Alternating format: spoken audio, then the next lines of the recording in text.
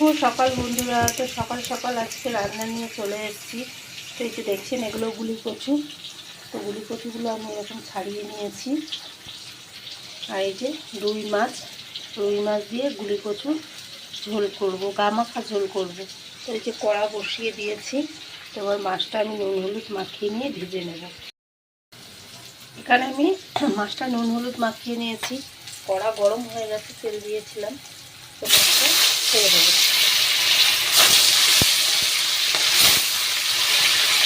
দিয়ে মাছটা আমি ভালো করে ভেজে নেব। আর এখানে আমি একটা মশলার পেস্ট তৈরি করে নেব। আদা, কাঁচা লঙ্কা, তেজপাতা, জিরে, শুকনো লঙ্কা আর গোলমরিচ, এটা আমি বেটে নেব। মাছটা কিন্তু আমি এরকম সুন্দর করে লাল লাল করে ভেজে নিয়েছি। এবার এই তেলের মধ্যেই আমি একটু কালো জিরের ফোড়ন দেব, দিয়ে কচুগুলো দিয়ে দেব। পরিমাণ হলুদ দিয়ে দেবো আর পরিমাণ মতন নুন দিয়ে দেবো। দিয়ে আমি কিন্তু এটা একদম লাল লাল করে ভেজে নেব।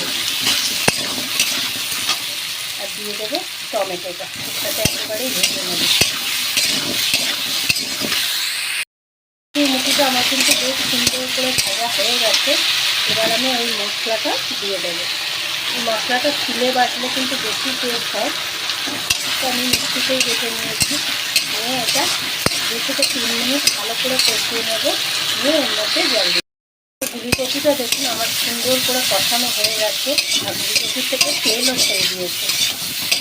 এবার আমি এর মধ্যে ঠান্ডা জল কিন্তু দেবো না, গরম একটু পাতলা ঝোল হবে যেহেতু, জলের পরিমাণটা একটু বেশি দিলাম। দিয়ে আমি এটাকে এবার ফুটতে দেব। গরম জল যেহেতু দিয়েছি, সাথে সাথে কিন্তু আমার ঝোলটা ফুটে উঠেছে।